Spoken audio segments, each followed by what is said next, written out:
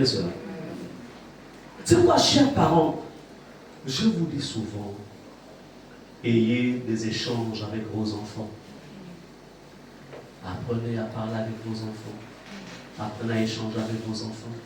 Parce que si l'ennemi ne veut pas t'avoir, toi, il aura ton enfant. Parce qu'il cherche à détruire ta descendance. Il cherche à détruire notre descendance. Donc j'ai pris cet exemple pour dire que nul n'est exempté. Quand tu es un parent qui dort, l'ennemi ne va pas dormir par rapport à ta descendance. Chers parents, élevez que vos maisons soient des autels de Dieu. Que vos maisons soient des autels de Dieu.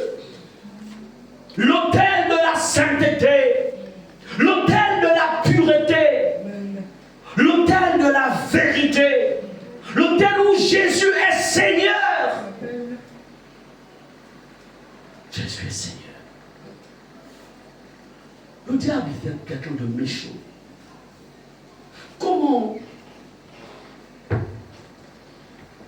Je vous ai dit au début que si toi, tu n'as pas de problème avec les gens, mais il y a quelqu'un qui a un problème contre toi, ton voisin qui est à côté, il a certainement un problème avec toi. Le membre de ta famille là, je ne veux pas ici être un diviseur de famille, c'est pas ça que je veux dire. Mais si lui, il a des regards envieux envers tes enfants qui ont réussi ou qui sont en train de réussir, pendant ce temps, lui, chez lui c'est compliqué. Et il ne craint pas Dieu.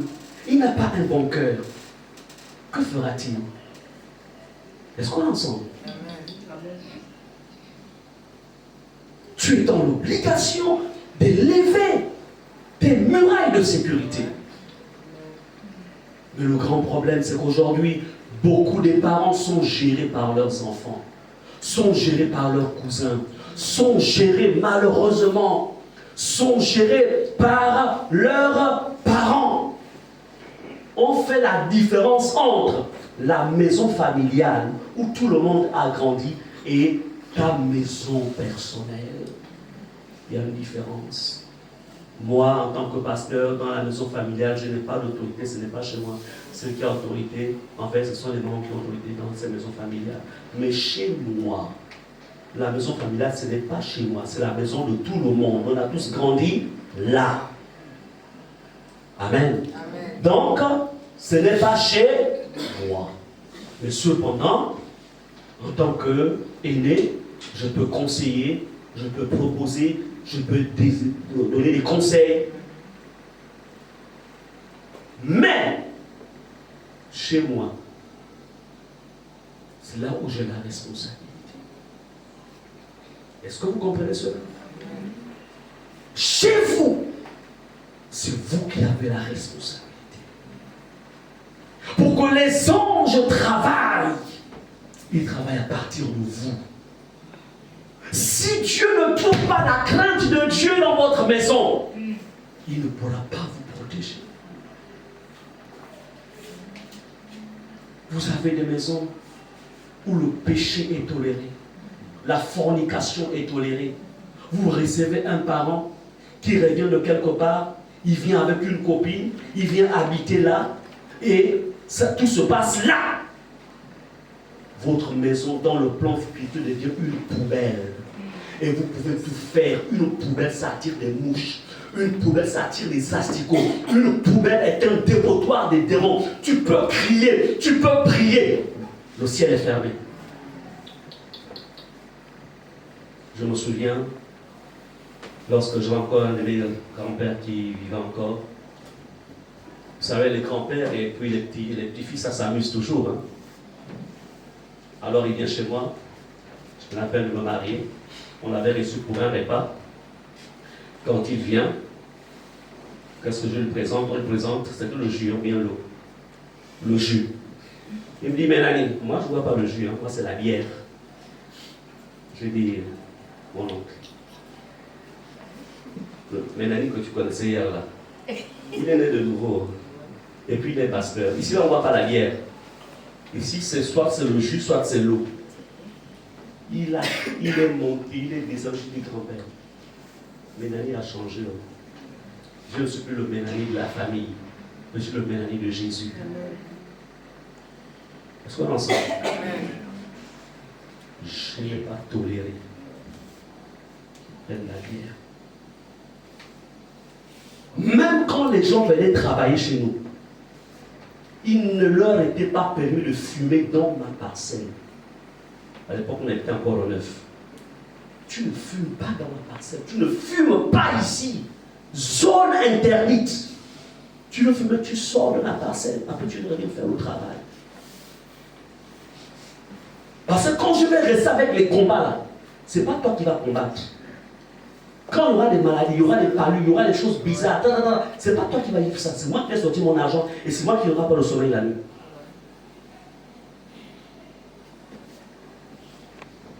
Est-ce que vos maisons manifestent la crainte de Dieu? Mais je vais vous dire une chose. Pour que ta maison manifeste la crainte de Dieu, ça commence par ton propre cœur. Amen.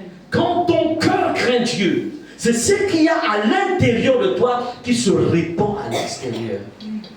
Si à l'intérieur il n'y a pas la crainte, ça va se manifester à l'extérieur. Le problème, c'est que quand tout va bien, ok, mais on ne sait jamais à quel moment le diable va se lever. Vous ne saurez jamais à quel moment les ténèbres vont se lever. Vous ne saurez jamais à quel moment. Et s'il se lève, et quand il se lève, il prend déjà de l'espace. Parce qu'en fait, il a un boulevard.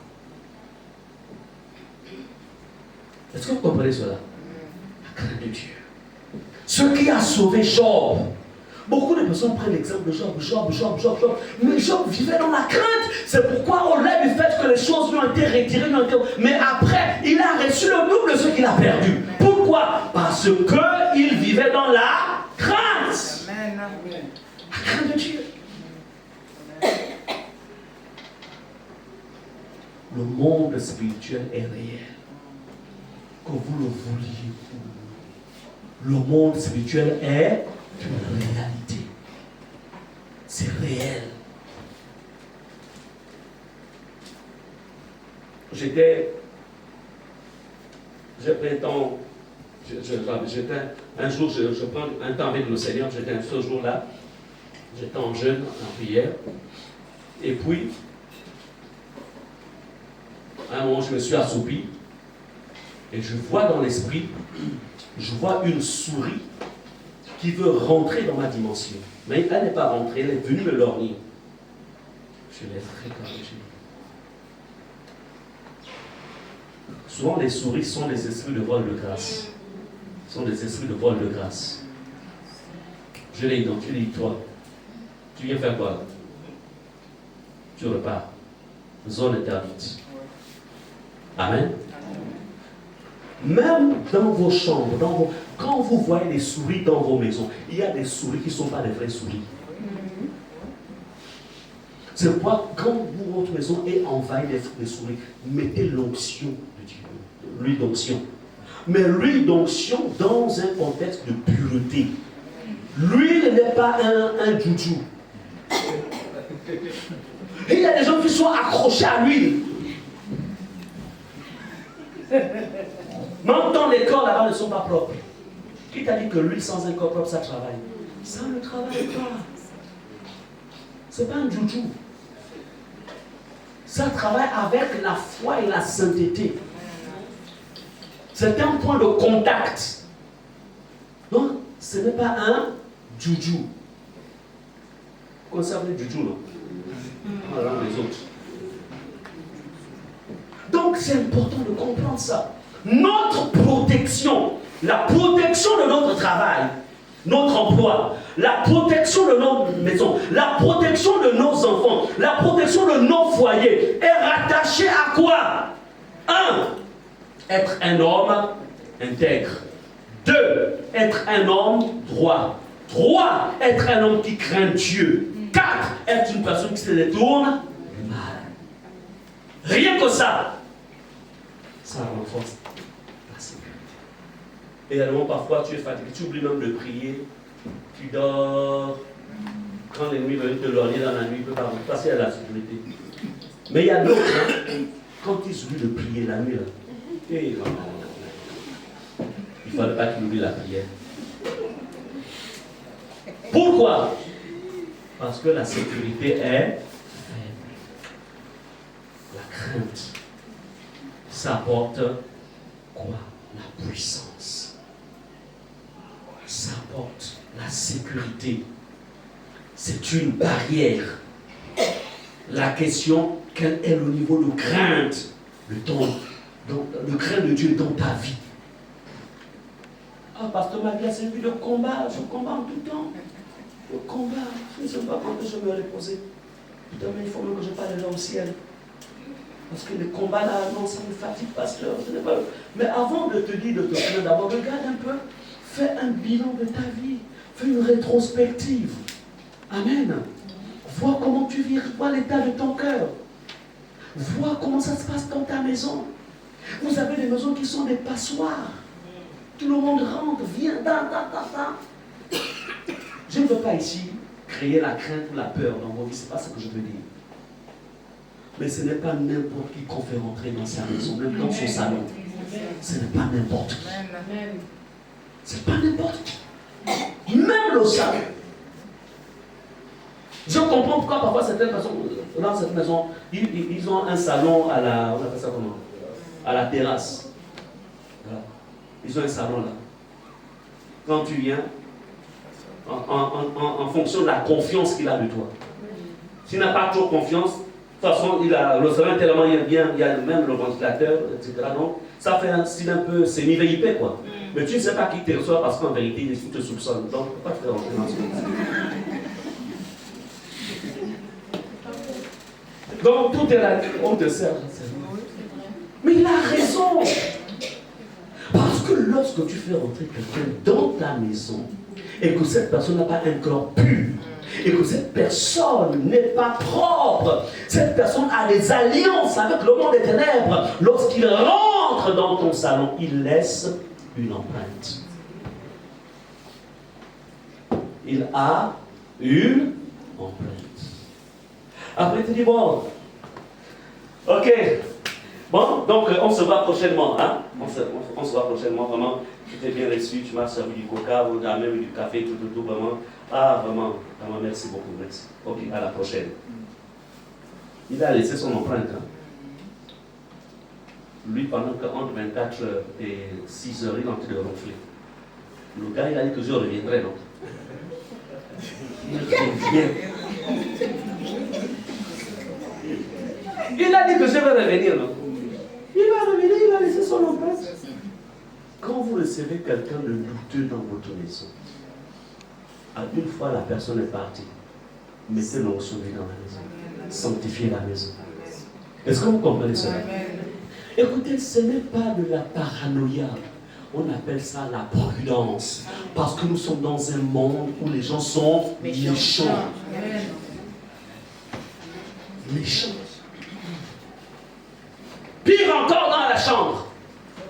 Marco, là, je viens d'aménager. Donc, vraiment, on a eu un nouvel appartement, bien, une belle maison, même notre chambre avance. Oh, elle est même plus grande que la. Viens, je vais te montrer la chambre. Viens, rentre. Entends la personne que tu es rentrée là.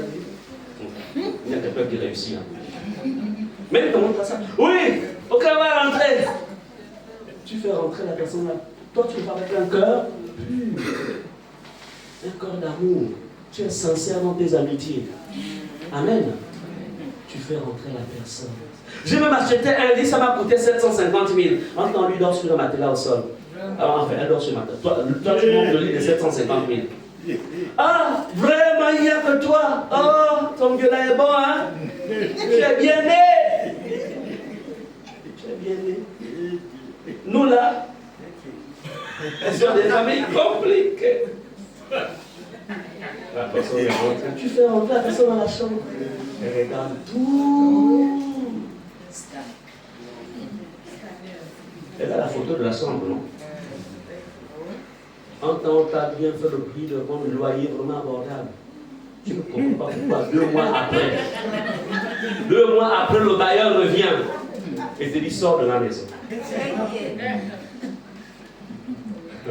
Si vous connaissiez le monde. Pourquoi? Parce que tu as fait rentrer quelqu'un qui n'était pas propre dans ta chambre. La chambre, on ne fait pas rentrer tout le monde dans la chambre. Surtout les femmes là, nous les hommes, on n'est pas comme ça. Les femmes vont rentrer. Chambre conjugale. La chambre, là où les missiles doivent partir. Là où les 2 esprits demeurent. Parce que même si tu n'es pas physiquement là, mais dans l'esprit, tu es, ta présence est là. Amen. Et quand mon mari parle, toi, quand tu es comme ça, ma petite soeur ne peut pas rentrer dans ma chambre. Mais c'est ma meilleure copine. Avant qu'on se rencontre, on était des grands amis. Toi aussi, c'est comme calme-toi.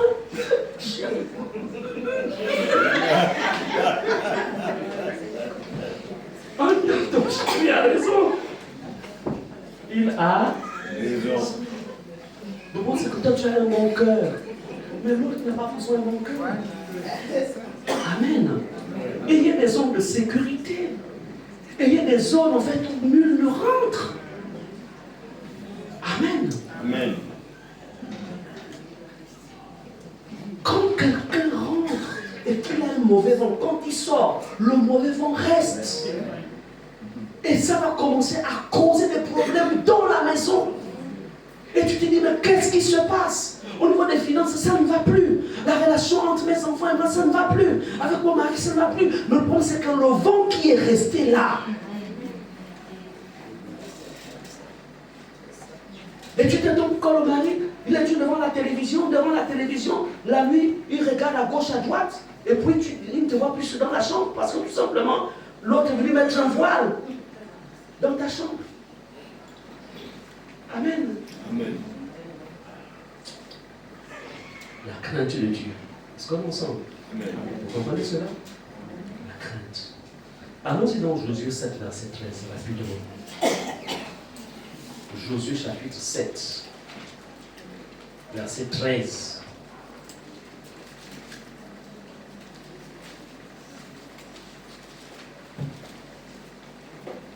Vas-y, ça, on dit. Verset 13. Je lis la parole de Dieu.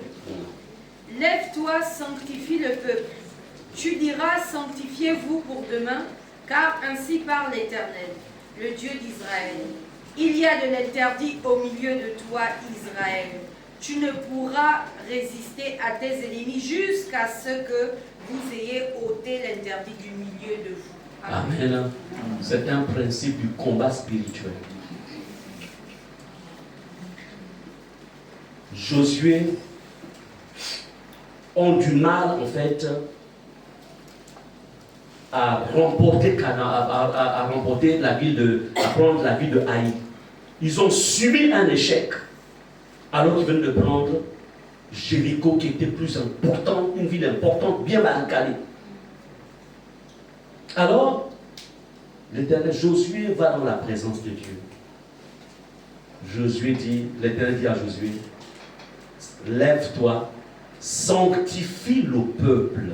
C'est-à-dire qu'il y ait de la pureté au milieu du peuple. Qu'il y ait de la pureté dans ta maison. Qu'il y ait de la pureté dans l'église. Qu'il y ait de la pureté dans les groupes spécifiques. Sanctifie le peuple. Tu diras, sanctifiez-vous pour demain. Parce qu'il va aller dans une bataille, une guerre.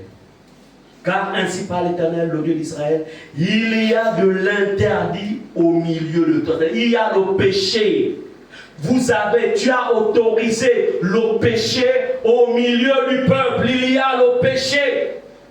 Il y a le péché dans la maison. Il y a le péché dans l'église. Il y a le péché dans ta vie professionnelle. Il y a le péché. Il dit, tu ne pourras résister à tes ennemis. Tant qu'il y a le péché, tu ne peux pas résister. Tu peux dire au nom de Jésus, esprit du mal, sors. Il va seulement crier parce qu'il sent mal. Mais il ne va pas partir. Il va rester. Esprit, sort! Aïe, aïe, aïe, aïe! Il reste là. Pourquoi il reste là? Parce qu'il a un droit légal. Le péché. Tu ne pourras résister à tes ennemis jusqu'à ce que vous ayez ôté l'interdit du milieu de vous. Jusqu'à ce que vous ayez ôté. Ce n'est pas Dieu qui ôte. De toute façon, quand Dieu voudra qu'il y ait de la propriété dans ma vie, Dieu lui-même, il va. Dieu a déjà réglé ce problème à la croix par Jésus-Christ. C'est toi qui règles. C'est toi qui mets de l'ordre. Ah, mais je vais encore faire comment? Les enfants ont grandi. Est-ce qu'ils m'écoutent même ou bien est-ce qu'elle m'écoute même? Elle n'écoute plus, oh pasteur, elle ne m'écoute plus. J'ai parlé. Je suis même fatigué. Là où tu me vois là, je crains même d'avoir même une tension. Donc ça arrive jusqu'à ce point-là. Amenez la tension maintenant. Mais attendez, comment tu peux être un parent et tu perds l'autorité dans ta maison? Tu es parent. C'est pas que tu es grand-parent, tu es parent. Grand-parent, comment ça peut se comprendre? Tu es parent. L'enfant là, ou les enfants là, sont le fruit de toi-même. Et tu n'as pas l'autorité.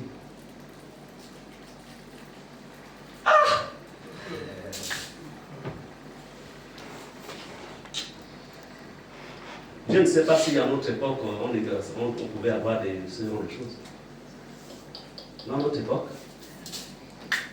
les deux mamans que vous voyez là, les deux là, vous voyez là, sont devenus doudou. Les deux là. C'est-à-dire que quand l'une t'envoie, quand maman vient t'envoyer chez maman Victorine, vous savez que quand tu vas là-bas, c'est le jugement, pas éternel, le jugement. Tu dis seulement, papa, je t'aime. Tu sais que là où tu vas là. Deux femmes qui ont su dresser une armée d'hommes. Parce que Dieu, il y a beaucoup d'hommes derrière moi. Mais deux femmes ont réussi à dresser une armée d'hommes. La rigueur que j'ai là, au-delà de Jésus, sont elles qui ont placé ça en moi. Et je ne suis pas le seul. Deux femmes.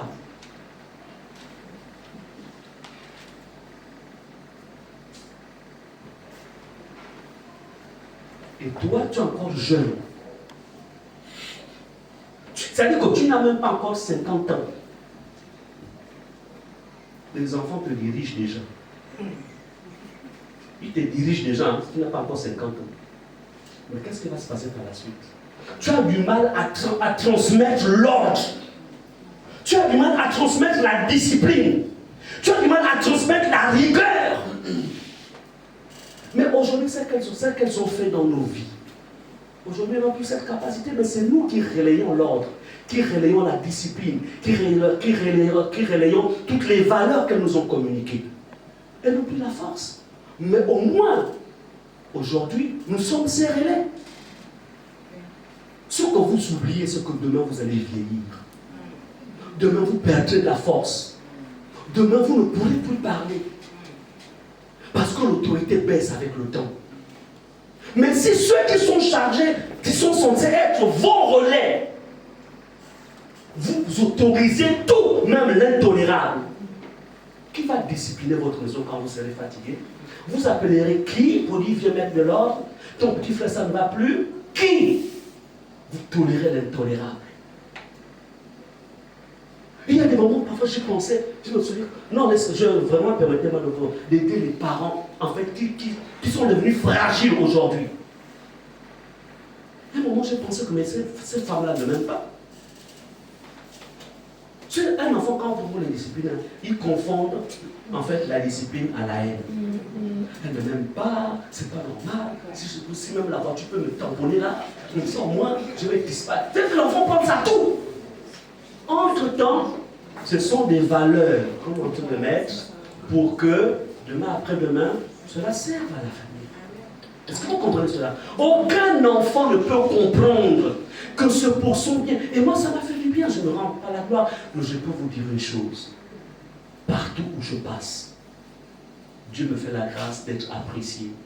Pas parce que je suis bon, mais parce que l'éducation de mes parents, ou de nos parents, vous comprenez, mes portes sont ouvertes.